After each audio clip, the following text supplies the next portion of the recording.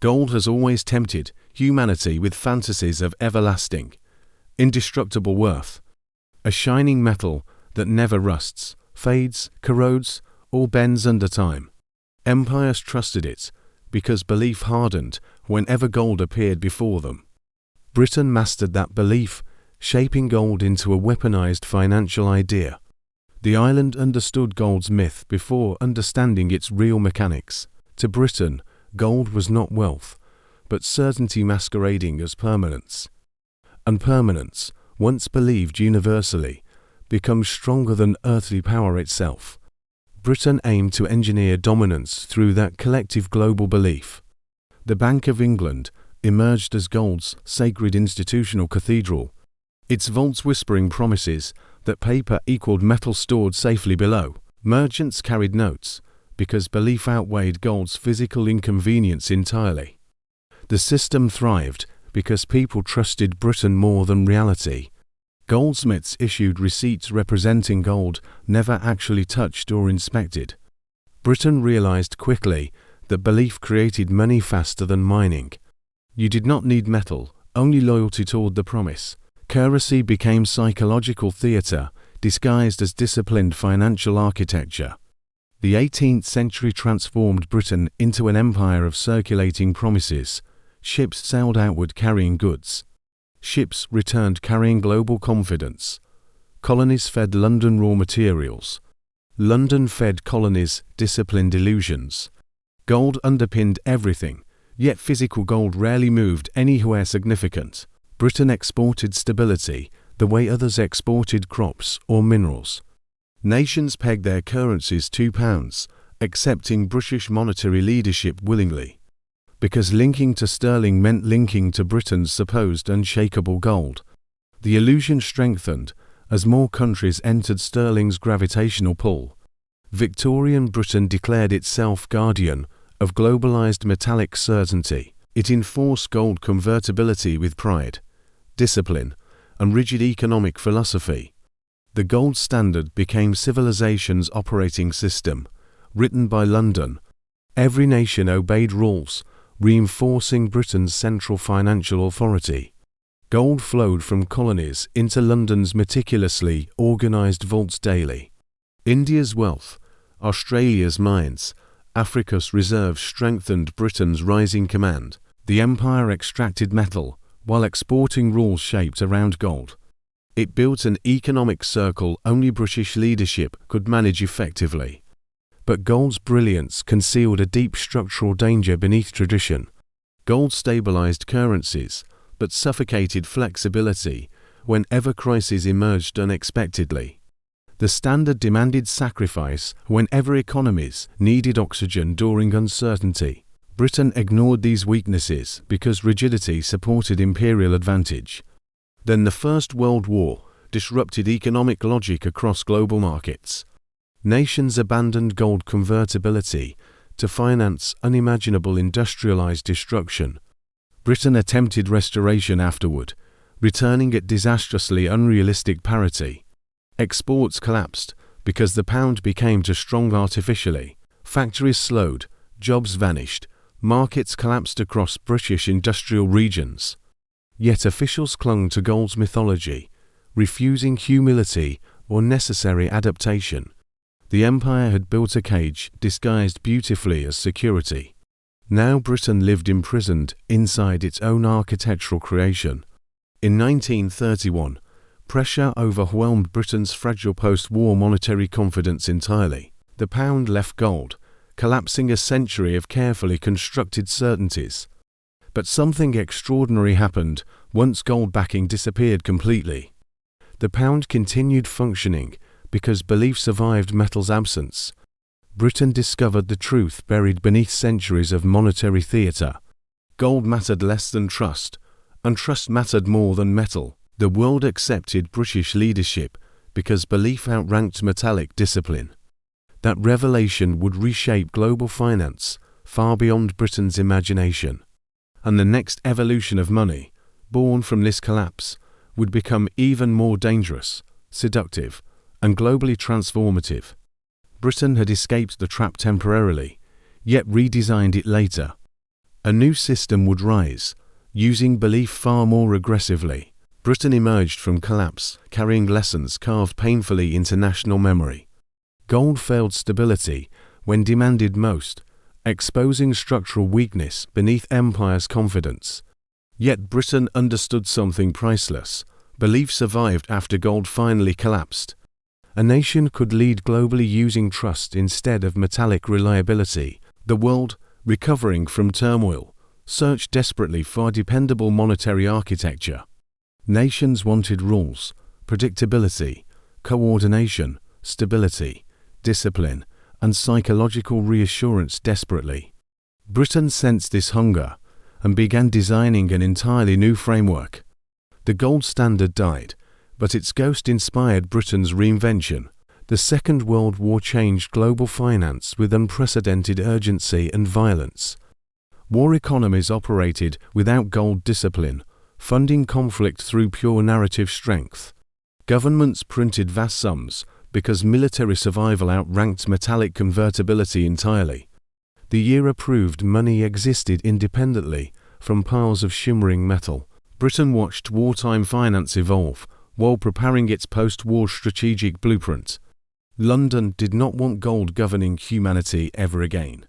Gold restricted flexibility and destroyed economies, needing responsive monetary breathing space. Britain sought influence built from cooperation, design, legality, and intellectual authority. The Bretton Woods Conference became Britain's chance to shape global architecture. Nations gathered to rebuild commerce on stable, predictable, internationally coordinated terms. Currencies anchored themselves to the United States dollar for reliability. The dollar anchored itself to gold, forming a hierarchical global system. But hidden beneath this design lay Britain's subtle strategic brilliance again. London maintained financial expertise unmatched by any nation after wartime devastation. Its bankers knew global trade rhythms better than emerging American institutions. The world still trusted British financial logic, despite declining imperial strength. Britain operated Bretton Woods from intellectual shadows, refining rules quietly yet effectively. Its economists advised governments worldwide on monetary policy, trade structures, and convertibility.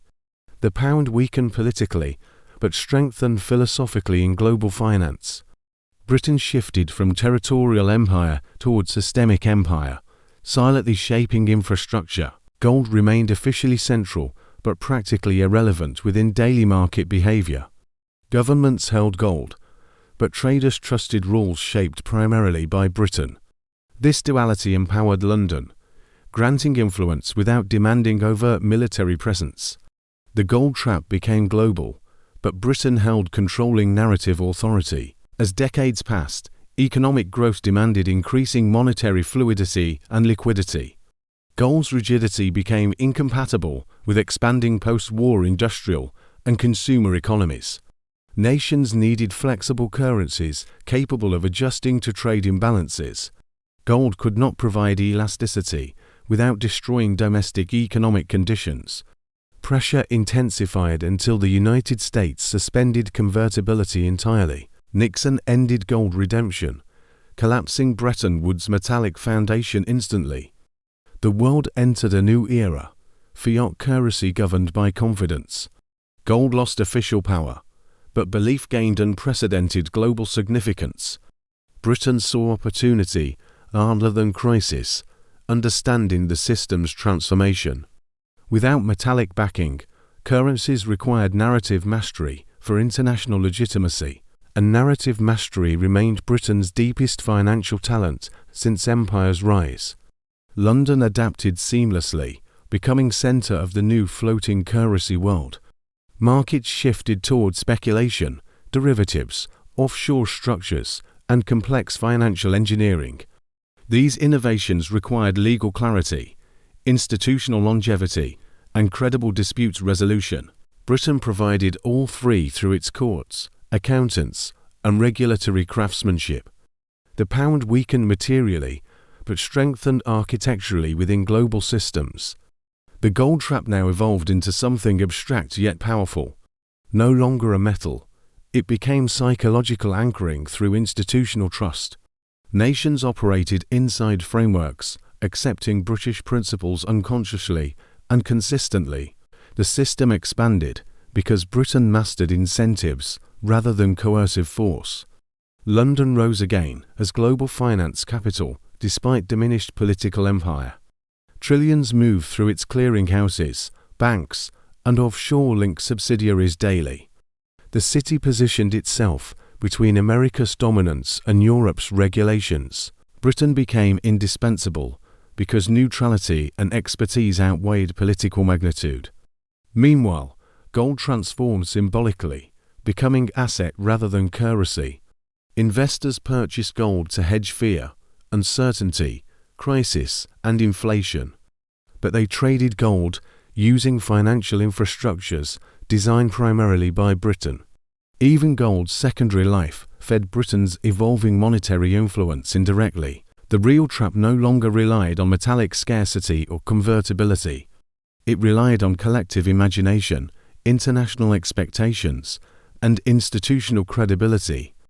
Britain realized controlling belief offered far greater leverage than owning metal. The world unknowingly accepted this evolution. Through decades of economic adaptation, Britain's gold trap matured into belief architecture, grounding globalized monetary practice. Currencies floated, markets expanded, offshore systems multiplied, derivatives exploded worldwide. Every expansion required rules, and rules followed Britain's historical financial patterns. The empire faded physically, but returned intellectually inside global monetary logic. The dollar dominated headlines, but Britain dominated structural connectivity globally. American currency ruled transactions, but British expertise ruled infrastructure beneath. London stayed essential because complexity became world finance's beating heart, and Britain specialized in managing complexity before others understood. The gold trap's second incarnation was thus entirely psychological, not physical. It locked nations inside systems, requiring British arbitration, advisory, and clearance. Once inside, escape became impossible without collapsing national financial stability. The trap functioned through necessity, convenience, design, and historical credibility. By the late 20th century, belief fully replaced bullion as currency. Nations trusted systems more than reserves, procedures more than vaults. Britain did not dominate forcefully. It dominated architecturally and quietly. Influence resided in frameworks, not flags, giving Britain extraordinary endurance. And the next evolution of this system, the modern age of digitization, offshore secrecy, and globalized liquidity, would transform the gold trap into something far more dangerous still. A system no longer anchored anywhere physically, yet unbreakable globally. The world entered a digital century shaped by speed, liquidity, and invisibility. Money traveled as electricity, not metal, crossing borders instantly without friction. Physical gold meant nothing compared to data moving faster than thought. Yet Britain's architecture still governed the world beneath new technological layers. Fiat currencies floated freely, their stability tied entirely to institutional credibility. Central banks acted as storytellers, maintaining belief through speeches and signals. Markets responded not to gold, but to narratives controlling expectations. Belief replaced bullion completely, reshaping global finance's psychological foundation forever. Britain thrived because this new world rewarded historical financial expertise. The City of London mastered risk long before markets digitized entirely. Its lawyers translated chaos into contracts, ensuring stability during economic storms. Its institutions provided continuity trusted by governments, corporations, and investors alike. Offshore territories strengthened Britain's reach across global financial arteries daily.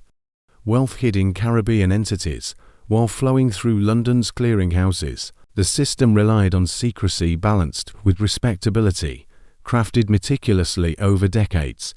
Gold once enforced discipline. Now information asymmetry performed that crucial role. The shadow pound operated quietly through liquidity, reputation, consistency, and legal sophistication. Its power came from invisibility, not declarations, flags, or parliamentary authority. Nations criticized offshore finance publicly while secretly using its unique advantages. Thus, Britain maintained influence through demand, convenience, and structural indispensability. Digital markets accelerated this dependency, amplifying London's already formidable financial gravity. High-frequency trading demanded systems capable of handling incomprehensible speed reliably. The city became a supercomputer of commerce, processing trillions daily efficiently. Complexity expanded, and Britain remained the world's translator of financial complexity. Crypto emerged as disruptive threat, promising decentralized alternatives to government money. But decentralization required legal clarity, governance, and trusted dispute mechanisms. London offered these frameworks, absorbing crypto into existing financial architecture smoothly. The gold trap adapted again, reforming itself inside digital currencies effortlessly. Blockchain created transparency theoretically, but secrecy migrated into deeper layers. Shell companies held digital keys, trusts controlled algorithmic assets worldwide. Britain's offshore jurisdictions became havens for tokenized wealth, requiring privacy. The digital world adopted British techniques of concealment, legitimacy, and transformation. Geopolitical tensions intensified global reliance on Britain's financial infrastructure structurally. Sanctions pushed nations into creative routing through offshore British ecosystems. Rival superpowers depended on London's liquidity, despite political rivalries intensifying globally. Britain benefited from contradictions others failed to navigate with equal elegance. Economic crises further reinforced beliefs' dominance over tangible reserves entirely. During chaos, capital fled towards systems offering stability, neutrality, and predictability. London embodied all three qualities, gaining strength through global uncertainty paradoxically. Gold surged symbolically, but infrastructure-based trust retained actual dominant authority. Britain mastered governing finance without governing territory, an unprecedented historical achievement. Its influence survived empires' collapse because structure outlives flags and borders. This financial architecture became so embedded that replacement became impossible. Nations existed within systems unknowingly shaped by British intellectual heritage. The gold trap's final evolution trapped not economies, but civilization itself. Not through metal scarcity, but through reliance on invisible financial engineering. The world operated inside frameworks designed centuries earlier by British visionaries.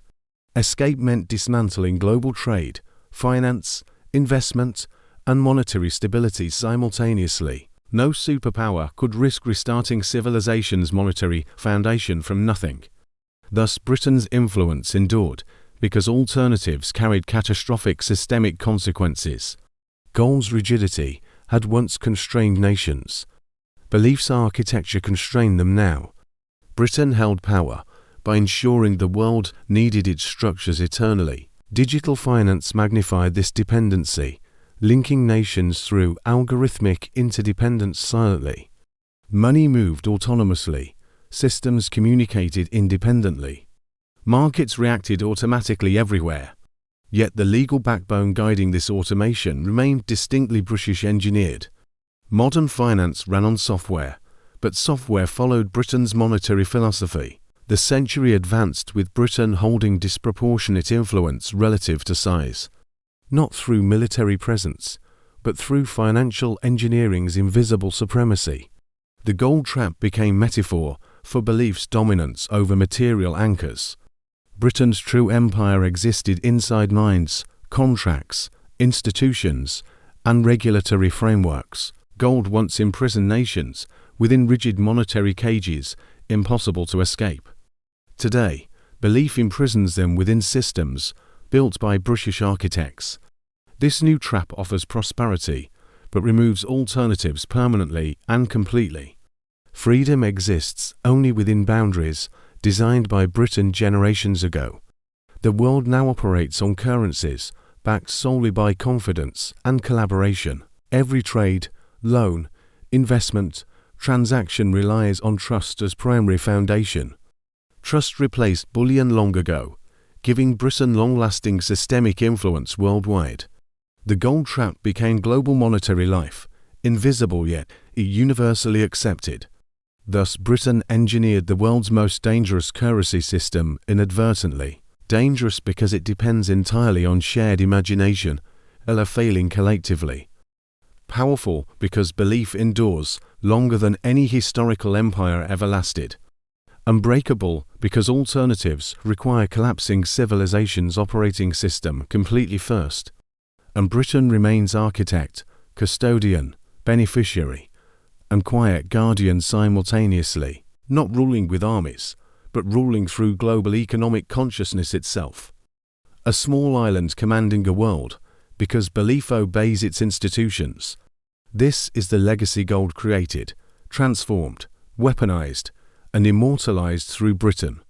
If this story reshaped how you understand money's hidden architecture, remember, belief builds empires sharper than steel or gold ever could. Subscribe for more untold histories shaping the world behind our illusions. Because the next financial revolution begins quietly, long before anyone notices.